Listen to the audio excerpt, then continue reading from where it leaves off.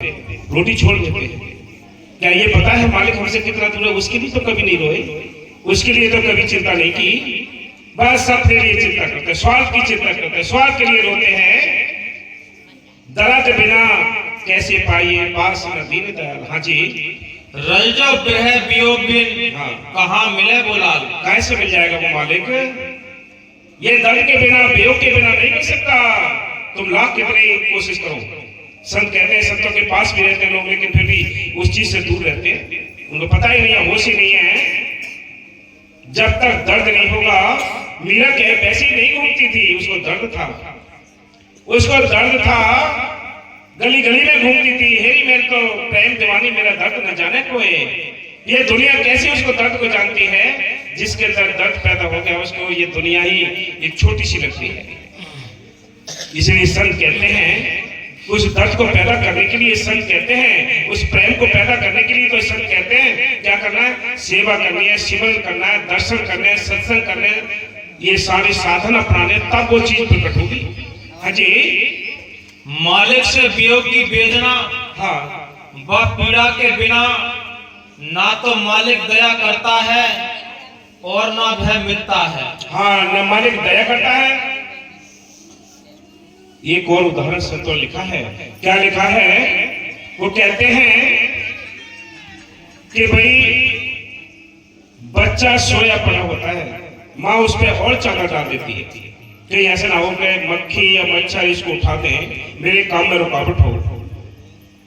लेकिन जब बच्चे के अंदर भूख का जोश बढ़ता है, भूख का जब जोश बढ़ता है, वो हाथ पैर चलाता है, रोता है, चिल्लाता है, माँ को तुरंत पता पड़ जाता है। माँ आकर उसको गोद में लेकर दूध पिला देती, शांति मिल जाती है। ऐसे ही वो मालिक है, उसके लिए रोगे, चिंता करोगे तो आप ही तुम्हें दया करेगा, आप ही मेहर करेगा। हाँ जी, उसकी याद में जीव जब तड़पता है और व्याकुल व बेचैन रहता है, तभी वह दया करता है, तभी दया करता है। हाँ जी, दर्द नहीं दीदार का तालिब नहीं जीव। हाँ, याद रखो, हम वैसे ही कोप लीला चलाते हैं, वैसे ही सत्संगी बने बैठे हैं। दर्द नहीं दीदार का, दर्शन का दर्द ही नहीं है, आंसू नहीं निकलते। जब हम बाबा मेरे साहब जी को यूपी में लाने के लिए अर्ज करते थे, तो जिन साधुओं से भी अगर हम अर्ज करते थे, उनसे सिफारिश करवाते थे, उनके आगे 2 मिनट में ही मतलब आंसू निकल जाते। वो ऐसा दर्द था, ऐसी बरह थी अंदर। और बाबा जी को ना आते हुए भी बाबा जी ने हमें 1997 में प्रोग्राम चंद्रशेखरी दिया। लेकिन आज भी वो शब्द सुन लीजिए आप, जिस शब्द को सुनकर बाबा जी ने रात को ही प्रोग्राम दिया, उनके ये बख्शी से ही काम कर रही है।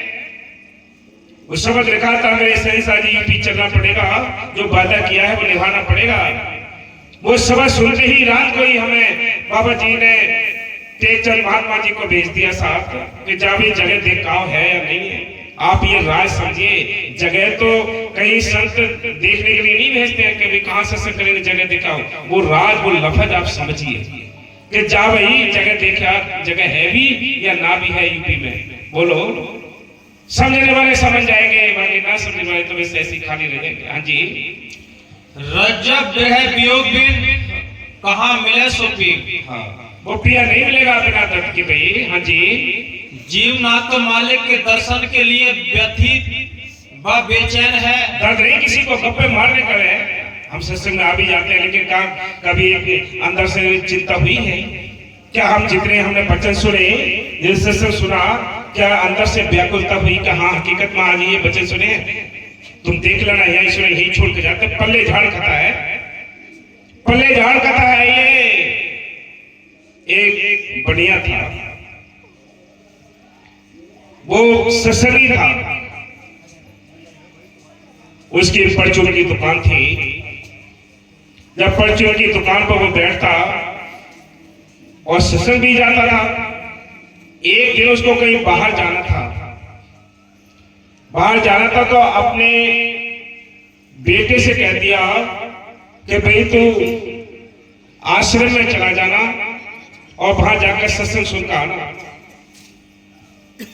दुकान बंद कर दी, वो कहीं अपनी दूसरी जगह चला गया, बेटा उनका सत्संग में चला गया। तो उसके अंदर एक वचन सत्संग कहा गया कि महाराज जी फरमा रहे थे कि भाई किसी का दिल नहीं दुखाना चाहिए, किसी का दिल नहीं दुखाना चाहिए। सत्संग सुनकर वो लड़का अपने घर आ गया। उसका बाप भी शाम तक अपना कोई कार्य करके वो भी शाम को घर आ गया। सुबह दुकान खोली और इस लड़के से कहा चल तू भाई दुकान खोलना, मैं आ रहा हूं थोड़ी देर में। लड़के ने जाकर दुकान खोली, आटे की खल की सारी बोरियां बाहर रख दी। तो एक गाय आकर उसके जो बोरी थी आटे की बोरी में उसने मुंह डाल दिया और खाने लगी। जब खाने लगी तो वो अपने थड़े पे ही बैठा बैठा यानी गले पर बैठा बैठा देख रहा था और सोच रहा था बार बार, भाई कल मैं सत्संग में गया था और महाराज जी ने ये कहा था क्या अगर भाई किसी का दिल नहीं दुखाना चाहिए, अगर मैं इस आटे की बोरी से हटाता हूं तो इसका दिल दुखेगा। अब खानी है तो नुकसान तो है ही, लेकिन बहुत ज्यादा इसका दिल दुखेगा अगर मैं हटाऊंगा इसको।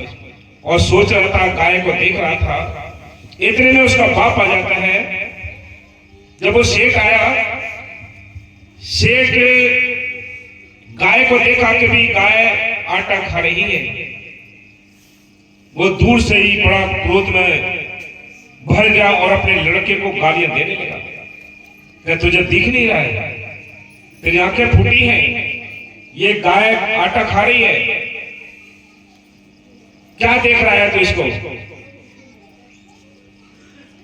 तो लड़के ने कहा कि पिताजी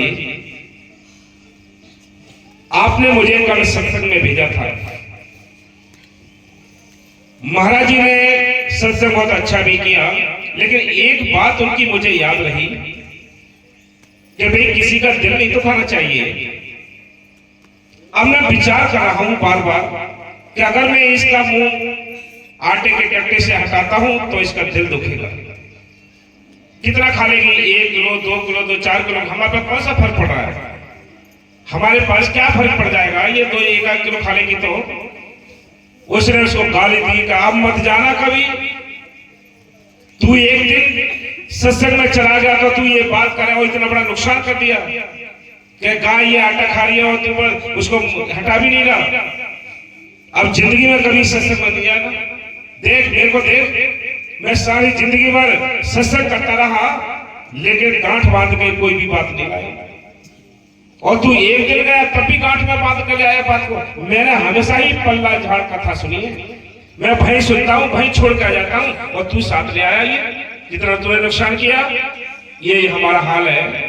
ये सारी दुनिया पल्ले झाड़ कथा सुनती है, सत्संग सुनती है, कई बिरले के अंदर ये तीर घायल होते हैं, तीर लगते हैं, बाकी सबकी बस की बात है। हाँ जी बस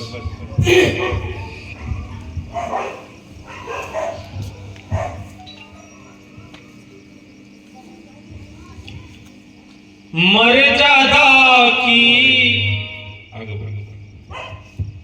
जो कोई भी नाम के तिनको कैसी नींद, शास्त्र लगाने का गया ही एक बीत, सफर में ना कोई।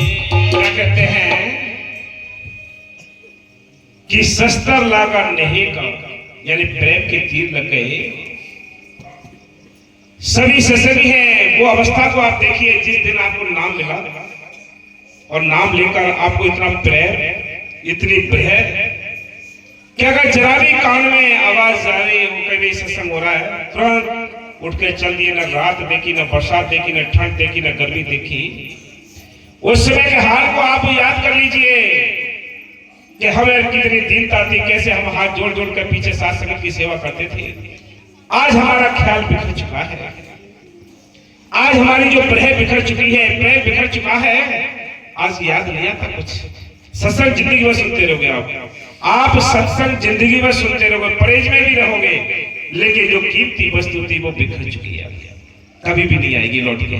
ये लौट के कभी नहीं आएगी, याद रखना। ये तड़प जिसके अंदर से निकल गई वो कभी दोबारा नहीं आती है। प्रेम, इस प्रेम के बारे में ही बाबा मस्तान ने ये लिखा है, जब जिस दिन ये प्रेम प्रकट होगी, एक दिन इस मृतलोक में होगा और एक सचखंड में होगा।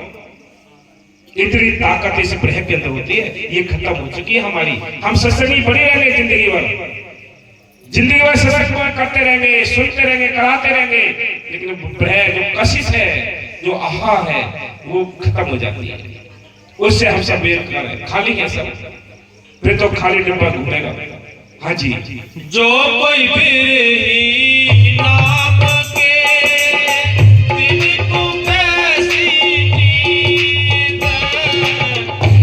कैसी नींद, जो है कोई बिरही नाम के दिल को कैसी नींद, सस्ता लगा प्रेम का गया हिये को पींद।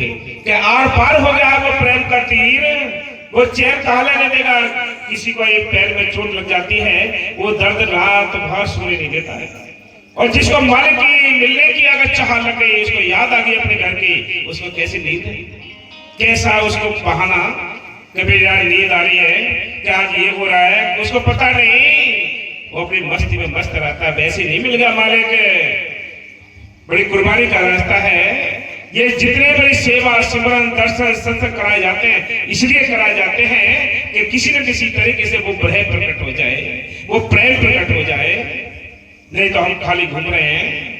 हाँ जी, सोबन में ना खोइए जन्म पदारथ पाए, चरणदास कह जागिए, आलस सकल गवाए।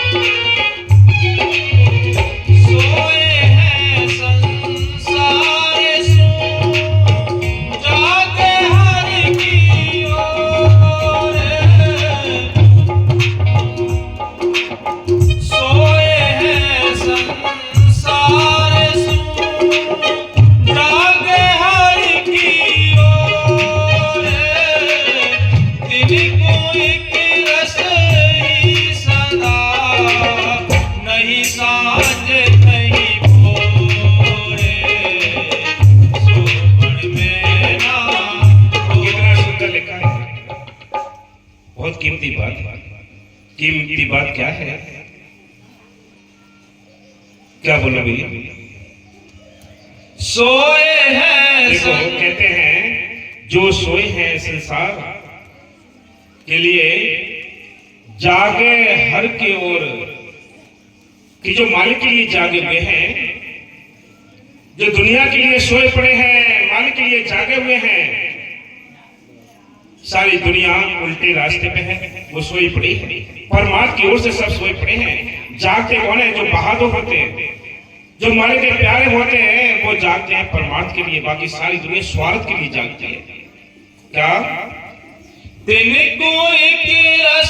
जिनको जिनके अंदर ये सिमरन करते करते वो अवस्था प्राप्त हो गई, तो उनका फिर ये खेल खत्म हो जाता है कि सुबह को बैठना है कि शाम को बैठना है।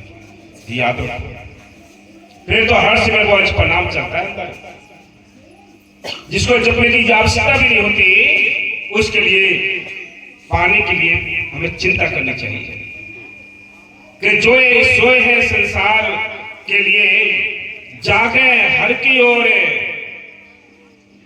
इसलिए संत कहते हैं कि जो संसार के लिए जागे हैं, वो परमात्मा के लिए सोए पड़े हैं। उनको पता नहीं कब सत्संग होते हैं। जागे हुए वो हैं जो संसार के काम धंधे में भी रहते हुए भी उन पर ब्रेक लगाकर टाइम टेबल बना देते हैं कि हमें निश्चित टाइम से अपने परमार्थ के कार्य करने हैं, निश्चित टाइम पर हमने मालिक को याद करना है, सत्संग सुनने हैं। जिन्होंने टाइम टेबल बना लिया, याद रखो वही पार हो गए, बाकी किसी को औकात नहीं है कोई इस मार्ग में चल जाए। कसूर किसी का नहीं है भाई, काल की फौज सबके पीछे पड़ी हुई है, काल की फौज सबके पीछे पड़ी हुई है, कसूर किसी का नहीं है। कसूर है तो हमारे ऊपर जो काल ने पूरा जाल बिछा रखा है उसका कसूर है, इस आत्मा का कोई कसूर नहीं। आत्मा चाहती है मैं सेवा करूं, मैं सिमरन करूं, दर्शन करूं, सत्संग करूं, लेकिन काल पीछे पड़ा हुआ है। कब पीछे पड़ता है ये भी याद रखना, काल तब पीछे पड़ेगा जब आपकी परमार्थ में कमजोरी होगी, आपके विश्वास में फैट कमाएगी, आपके भजन सिमरन फैट कमाएगी, तब ये चीजें आपके पीछे पड़ जाएगी, फिर आपको टाइम नहीं मिलेगा। फिर माया ज्यादा आपको घेरेगी, या माया के ना होते हुए आप बेचैन हो जाएंगे, तब भी आपका चित्त नहीं लगेगा, याद रखो। इसलिए संत कहते हैं ये समय मिला है, हिम्मत से बल से मुकाबला करो और मालिक की ओर चलने के लिए ठीक रास्ता अपना लो, कि हमने परमार्थ भी करना है, स्वार्थ भी करना है। याद रखो जब मालिक की मेहर होगी, आपकी परमार्थ की ओर जब तवज्जो होगी, स्वार्थ के काम अपने आप होंगे, कोई रोक नहीं सकता। कबीर साहब देखो कपड़ा बुनते थे, बंदगी करते थे, पूर्ण ताकत आई थी। जब उनकी बेटी की शादी का टाइम आया तो कुछ व्यवस्था करने के लिए कुछ कपड़ा था बना हुआ, वो उसको लेके जा रहे थे, कपड़ा लेके जा रहे थे। रास्ते में दो महात्मा आए और बोले, क्या बोले कि भाई हमारा कुर्ता फट गया है, देखो शादी के लिए व्यवस्था के लिए कुछ कपड़ा लेकर बेचने के लिए जा रहे थे। रास्ते में दो महात्मा मिले, महात्माओं से कहा हमारे कपड़े फट चुके हैं, हमें ये थोड़ा कपड़ा दीजिए, हमने सुना है कि कबीर साहब बहुत दान करते हैं। कहा हाँ हाँ ले लीजिए आप। उन्होंने कपड़ा उनको दे दिया और कहा कि जो बचा हुआ ये भी दे दो, कि ये ले जाओ, चलो कोई बात नहीं। वापिस आ गए। अगले दिन बारात आनी थी, जब बारात आनी थी कोई व्यवस्था नहीं, जब कोई व्यवस्था नहीं थी तो क्या सोचा कि मालिक ये लाज जाती है तो तेरी बदनामी रहती है, तो तेरी इज्जत है, मेरा कुछ नहीं। ये कह के निकल गए और जंगल में जाकर ये पेड़ के नीचे बैठ गए। पेड़ के नीचे बैठ के अपने ध्यान में बैठ गए, मस्त हो गए। इधर क्या होता है, बारात आने से पहले ही बड़े सुंदर कबीर बनकर मालिक काम करने लगे। ये लाओ वो लाओ, सारे सामान आने लगे, गाड़ी भर भर के सामान आ रहे थे। लेकिन कुछ कुछ लोग ये पहचान लेते कि ये रूप कैसा है। कबीर साहब तो थोड़ा बहुत वैसे रहते हैं, लेकिन फिर भी किसी ने गौर नहीं दिया। कबीर साहब भाग रहे हैं, दौड़ रहे हैं, बारात की सेवा कर रहे हैं, खिलाना पिलाना कर रहे हैं, और बारात के लिए जो खाना खिलाया वो चांदी के थार में खिलाया, और ये भी ऐलान कर दिया कि जिसने जिस बर्तन में खाया है उस बर्तन को साथ ले जाए। उसके बाद भी जाते हुए विदा की लड़की और सबको विदाई दी, रुपए भी दिए, लड़की विदाई कर दी, रुपए भी दे दिए, सारा कुछ काम निपटा दिया। तब पहुंचे जंगल में कि कबीर अब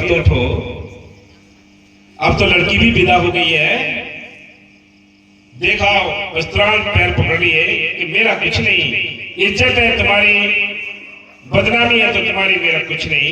ये काम करता है, हमने अपने ऊपर सिर पर अपने पूरा बोझा लाद रखा कि हम ही करेंगे इसको, उसके ऊपर छोड़ के तो देखो, ये नाम उसके लिए जो छोड़ के देखो, अगर ले जाता है नहीं ले जाता पर, लेकिन हमें ये नहीं पता कि है या नहीं।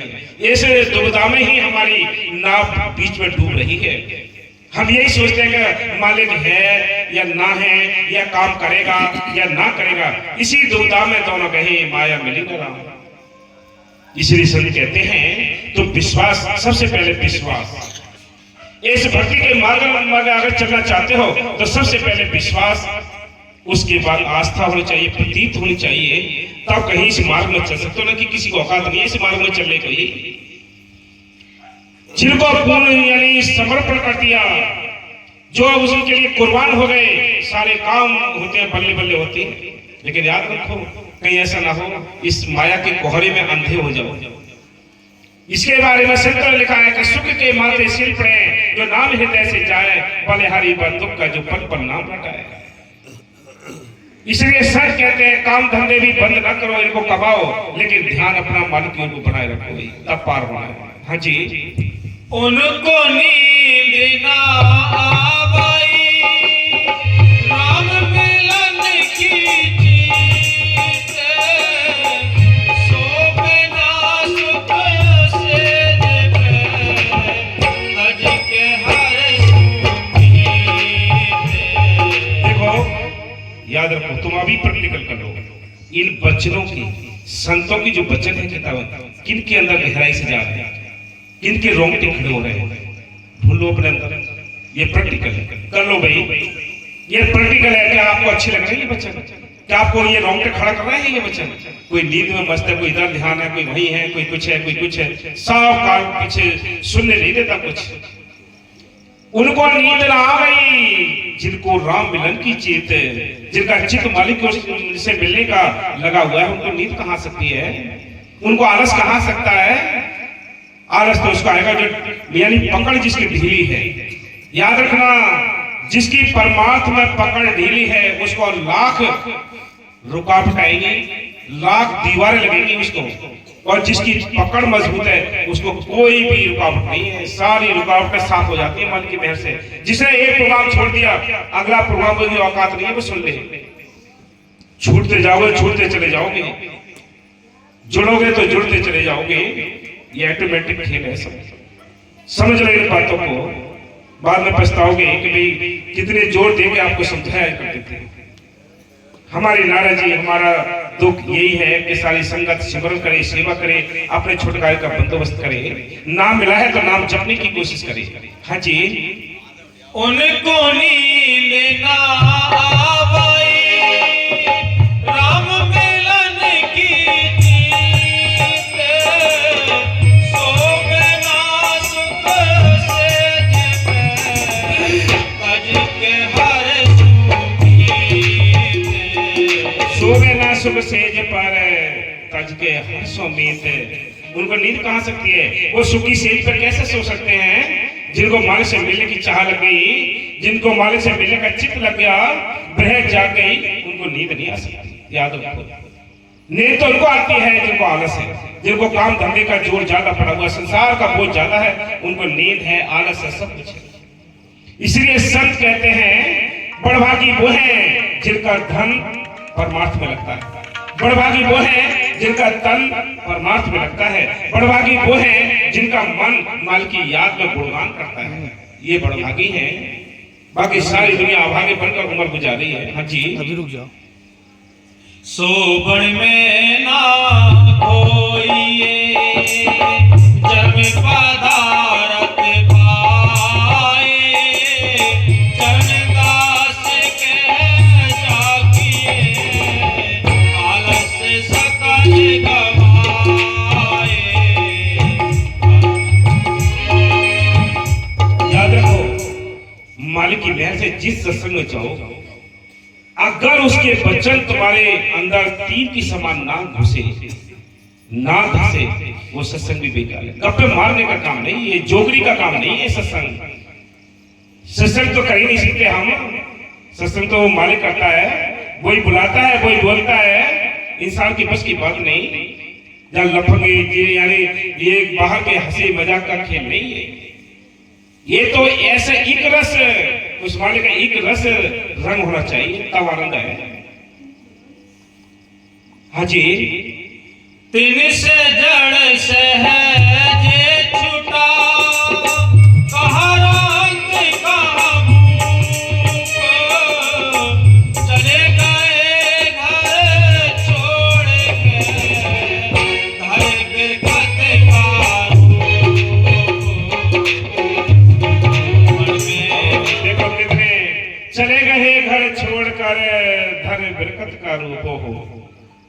जिनको कब, जिनके अंदर वो मालिक की मेहर से बह जाग गई, जिनके अंदर मालिक से मिलने के तीर लगे, जिनको चोट लगी उनको ना घर अच्छा लगता है ना ये संसार अच्छा लगता है। जब बादशाह इब्राहिम बलक हुंगारी का बादशाह था, उसको जब शौक लगा भक्ति करने का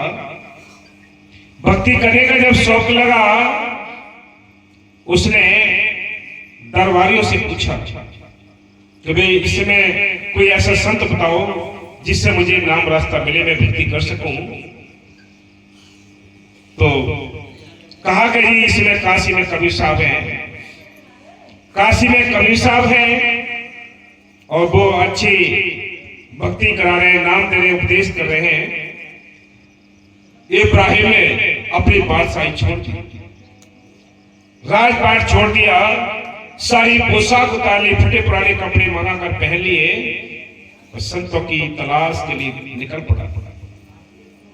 निकलते ढूंढते ठोकरे खाते हुए काशी में भारत में आ गए। पूछते पूछते जब वहां पहुंचे, कुटिया थी, मजलिस लगती थी रोज डेली, सभी लोग सत्संग सुन के मजलिस सुन के चले जाते थे, वो अकेले ही रह जाते थे इब्राहिम। जब अकेले रह जाते थे तो दिन 2-4 दिन बीते, माता लोई ने कहा कि महाराज ये कौन है, पूरे दिन आपकी ये सेवा करता है और आप कि जो जितने सत्संगी आते हैं, अनुयायी आते हैं, वो चले जाते हैं, लेकिन ये बेचारा फिर भी सेवा करते रहता है, रुके सुके आपको टिक्कर खा लेता है, फटे पुराने कपड़े पहन लेता है। इसको नाम बख्श दीजिए कि बीबी ये कच्चा है, ये घड़ा, ये अभी नाम के लायक नहीं। कि महाराज मुझे तो नहीं दिख रहा, ये दीन बना हुआ है, सेवा करता है और क्या पक्का बनाएगा, कि देख लो इसको आप कि कैसे। कि जब ये सुबह जब निकले 3 बजे 4 बजे ये निकलता है कुटिया से, तो इसके ऊपर तुम पूरे घर का कूड़ा इसके ऊपर डाल देना, कूड़ा इसके ऊपर डाल देना और सुनना कि ये क्या कहता है। माता लोई ने वैसा ही किया। जब कूड़ा डाला तो तुरंत लाल ताल हो गया, क्रोध में भर गया और बोला कि अलग हो मत, यानी आज मैं बलक हुंगारी में होता तो देखता कि कौन कूड़ा डालता, मार देता। और बड़बड़ाते बाहर निकल गए। कबीर साहब ने पूछा क्या कहा, कि जी वो तो ऐसे बोल रहा था, कि देख लिया अभी ये कच्चा है, इसके अंदर खटपट है अभी, इसके अंदर हैंकड़ी है अभी, इसके अंदर अहंकार है अभी, इसके अंदर राजशाही ठाट है इसके अंदर। माता लोई बोली कि महाराज मेरी गलती है, मेरी छोटी सोच थी। कि ठीक है। फिर 6 साल तक सेवा की, 6 साल तक पहले सेवा की, 6 साल तक बाद में की। फिर कहा क्या कहा कि अब ये पक्का हो गया कि महाराज मुझे कुछ नहीं दिखाई दे रहा, ये पक्का है ये कच्चा है, कि नहीं अब ये पक्का हो गया, अब ये नाम के लायक है। तो कि पहले क्या डाला था, कूड़ा डाला था सूखा, कि आपकी उसमें लैट्रिन और डाल देना। माता लोई ने वैसे किया कि उसमें ताजी लैट्रिन और डालनी, जब ऊपर को पहले की हिसाब से ही जैसा डाला वैसे दूसरे दिन भी उन्होंने दूसरी बार भी वो कूड़ा इब्राहिम के ऊपर डाल दिया। जब इब्राहिम के ऊपर डाला तो तमाम लैट्रिन मुंह पर कपड़ों पर सब में लिपट गई और उसको पहुंचते हुए देखते या और बोले हाथ जोड़कर भला हो इस गंदगी को डालने वाले, मैं इस गंदगी से भी ज्यादा गंदा हूं। और कहते हुए निकल गए। माता लोई जब कबीर साहब पास पहुंची तो कबीर साहब बोले क्या कहा, कि जी अब तो उसने इस तरह कहा कि पहुंचते हुए मुंह पहुंचते हुए लैट्रिन साफ ऐसे करते हुए और बोले हाथ जोड़ करके भाई भला हो इस गंदगी को डालने वाले, मैं इस गंदगी से भी ज्यादा गंदा हूं। कि देख लिया, अब इसके अंदर से मैल निकली है, अब इसके अंदर गंदगी निकली है, हैकड़ी निकली है, अब ये नाम की लायक है। तो 12 साल में नाम मिला था आपको, तो इधर लाया नाम, इधर छोड़ दिया, रंग ही नहीं चढ़ा जिन पर रंग चढ़ गया। याद रखो, जिन्होंने छोड़ रखा है उन्होंने उस नाम को पकड़ा ही नहीं था, और जिन्होंने पकड़ा है उनके लाख तूफान आए, लाख कितनी मुसीबतें खड़ी हों, उनका नहीं छूटता है। ये पकड़ के हिसाब है। इसलिए संत कहते हैं, हाँ जी, जिनका मन बेकस सदा रहो जहाँ चित मोहे, जिनका चित मन, जिनका कहते हैं कि चले गए, जैसे इब्राहिम ने अपने राजपाट सबको छोड़कर कहा जाकर बस संतों की शरण में रहकर नाम जपा, चले गए घर छोड़कर धर बरकत का रूप है, यानी बरकत का है, यानी सन्यासी या संत का रूप धरकर निकल पड़े, घर छोड़ दिए। जिनको इश्क लग गया उस मालिक के साथ, हमें इश्क लगाई नहीं है, इसकी की अभी हवाई नहीं लगी, प्रेम की हवाई नहीं लगी, पूरे दिन गप्पे मार लेंगे हम, कभी कमर में दर्द नहीं होता है, पूरे दिन गप्पे मारेंगे, पूरी रात फिल्में देख लेंगे, कभी नींद नहीं आएगी। देख लो, जहाँ कथा कीर्तन भागवत होते तुरंत नींद झटका मार देती, लुटा देती है नीचे नींद, और पूरी रात फिल्में देखते हैं। क्या किसी को नींद देखा है? पहले हॉल चलते थे, उसमें 3 घंटे का फिल्म होती थी, 3 घंटे की, उसमें कभी कोई सोते हुए देखा होगा, किसी ने फिल्में देखी हो तो? और संतों के जो सत्संग होते हैं, कथा भागवत गीता होते हैं, वो मुश्किल से 1-1.5-2 घंटे के होते हैं, इतने में ही नींद उठा उठा कर पकड़ देती है। कोई कहता चलो अभी तो पता नहीं सारी रात ही बोलते रहेंगे, ले गया मन, ले गया उठा उठा के आलस। ये बैरी अंदर बैठे हैं, बैरी बाहर नहीं, बाहर के बैरियों से तो हाथ जोड़ भी लोगे, इनसे कैसे जोड़ोगे हाथ? इसलिए याद रखो, जिनके अंदर मालिक से मिलने की चाह लगी है उनको एक खटपट खत्म हो जाती है, ईर्ष्या, निंदा, चुगली, भय, क्रोध सब खत्म हो जाती है। लेकिन ठीक तरीके से अगर कोई सत्संग सुन ले, ठीक तरीके हम सत्संग सुनते ही नहीं है, ईर्ष्या भरी पड़ी है। इसलिए संत कहते हैं ये खाली कर लो, ये बांसुरी को, बांसुरी के अंदर जब तक गूदा अंदर होता है, गंदगी होती है, तब तक आज आवाज सुरीली नहीं आती है, आवाज सुरीली नहीं आती है। सुरीली तभी आएगी जब अंदर से मैल निकल जाएगी, भ्रम निकल जाएंगे, तब आवाज देगा सही, नहीं तो बैठे तो होते हैं, पल्ला कुछ नहीं पड़ता है। याद रखो, हाँ जी, जिनका मन बेकस सदा रहो जहाँ चित मोहे,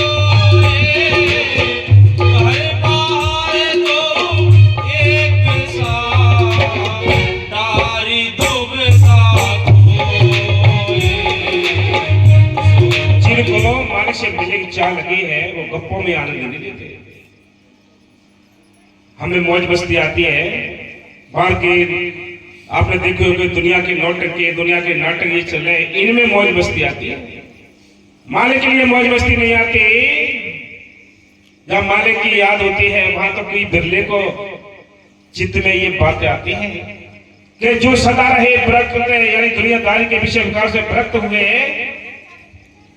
उनके लिए ना गुफा की आवश्यकता है, ना घर की आवश्यकता है, न बन की आवश्यकता है।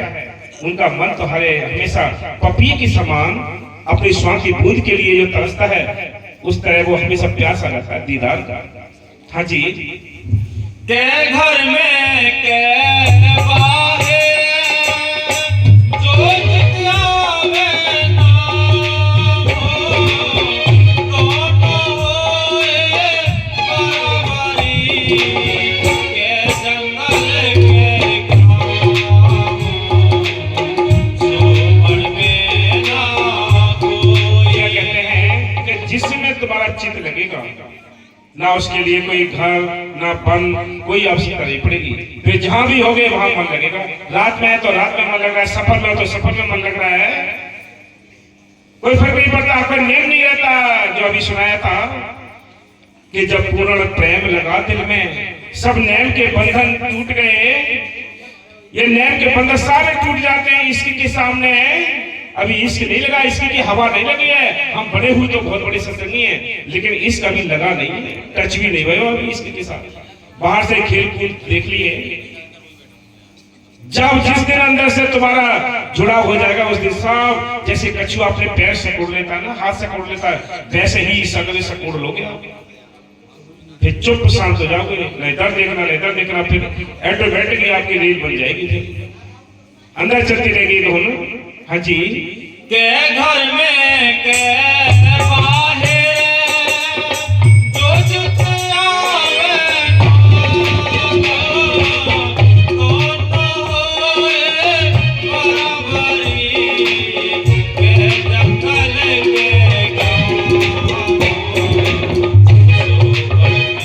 ना कोई जन्म पदार्थ पाए।